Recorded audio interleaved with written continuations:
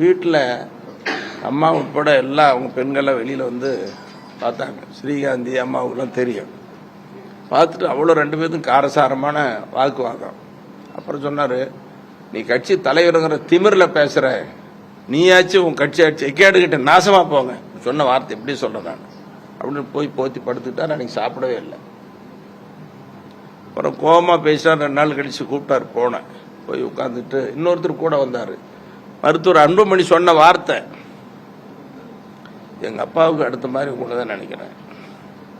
நீங்கள் நல்லா பண்ணிட்டு இருக்கிறீங்க, ஆனால் ஒருத்தர் இது கொஞ்சம் தடையாக இருக்கிற மாதிரி தெரியுது, அவரையும் கூட்டிகிட்டு வச்சு பேசுங்கன்னாரு. அப்புறம் அவர், நான், எங்கள் ஐயா 3 பேரும் பேசணும். இப்போ அவரு கூட இருந்தவர் என்ன சொன்னார்னா, ஐயா சத்தியங்கிறது ரொம்ப முக்கியம் மனுஷனுக்கு. அதுலேயும் இந்த சத்திரிய வம்சத்தினுடைய சத்தியம் மாறாதுங்கிறது கடந்த கால வரலாறுல சொல்லுது. நீங்கள் சத்திரிய வம்சத்தில் பிறந்தவர் தலைவராக வேற இருக்கிறீங்க, நீங்கள் சத்தியத்தை மீறக்கூடாதுன்னு சொன்னார். அப்போ அவர் சொன்னார், சரிதான் நீ சொல்றது, இந்த மணிக்கிட்ட சொல்லு அப்படின்னாரு. மணிதான் கேட்க மாட்டேங்கிறாரு அப்படின்னாரு. அது யாருன்னு பேர் சொல்லுமா? சொல்லக்கூடாது, இது வரைக்கும் சொல்லல. நிறைய பேர்த்துக்கு அது தெரியும். அவரு எங்களோடு இருந்த மறைந்த மாவீரன் ஜே குரு, அவரு அதில் உறுதியாக இருந்தார். அப்புறம் அதையும் தாண்டி அவர் சமாதானப்படுத்தி மற்றவங்களாம் சொல்லி மத்திய அமைச்சராக ஒத்துக்கு வச்சோம். மத்திய அமைச்சராகிறதுக்கு முன்னால, அந்த நாடாளுமன்ற தேர்தலுக்கு முன்னால 6 மாசத்துக்கு முன்னாடியே எங்க மருத்துவரையா சொல்லிட்டார், எப்பவுமே ஆரம்ப காலத்தில் கூட்டணி பேசுறது நான் தான் பேசுவோம்.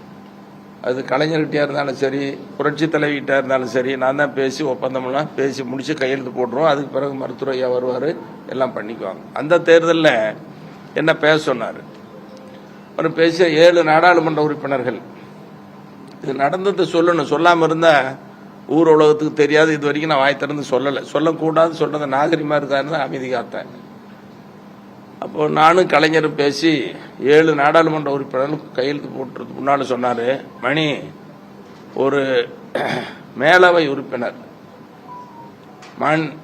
இது மாநிலங்களவையில் ராஜ்யசபா உறுப்பினர் உங்களுக்கு 1 எடுத்துக்கோங்க, அது யாருன்னா நீங்கள் தான் போகணும் மணி அப்படின்னார். நான் சொன்னேன், 98 எங்கள் ஐயா அமைச்சராகிறார், எம்பி ஆகி தருமபுரியில் நிறுத்தி நான் வேண்டான்னு சொல்லிட்டேன், தயவுசெய்து அந்த மாதிரிலாம் வேண்டாண்ணா, எங்கள் கட்சி தான் முடிவு பண்ண, எங்கள் மருத்துவரையாக முடிவு, அதெல்லாம் நீங்கள் சொல்லக்கூடாது. இல்லை, நீங்கள் தமிழ்நாட்டில் கட்சி வேலையை பார்க்கணுன்னு.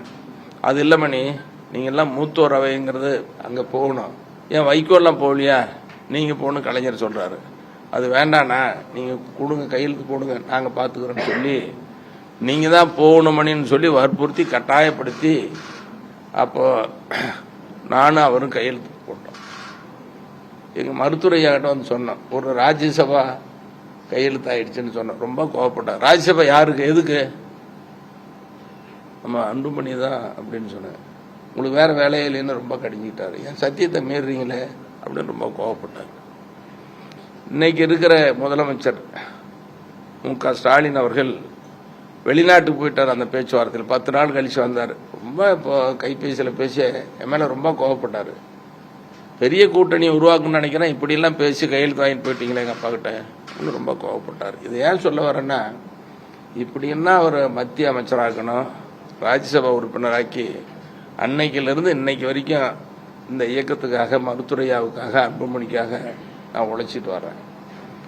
எங்கள் கட்சியில் சரி, இன்னைக்கு மருத்துவர் அன்புமணி கூட இருக்கிறவங்களும் சரி, மருத்துவரையா கூட இருக்கிறவங்களும், இந்த மூத்த நிர்வாகிகள் கேட்டிங்கன்னா எத்தனை முறை ஜெயிலுக்கு போனாங்கன்னு கேட்டால் தெரியும். ஒரு முறை இல்லை, பல முறை ஜெயிலுக்கு போனோம், சிறைக்கு போனாங்க. மருத்துவரையாவும் சிறைக்கு போனார். ஆனால் அன்புமணி எத்தனை முறை சிறைக்கு போனார்?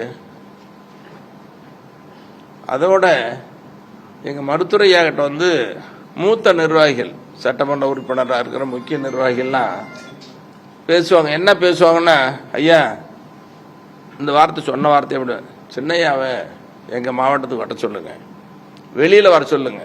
வெளியில் யாரையும் பார்க்கவே முடியல, வீட்டுக்கு போனாலும் பார்க்க முடியல, கைபேசியில் தொலைபேசியில் பேசுகிறாலும் பேச முடியல, பார்க்க முடியல.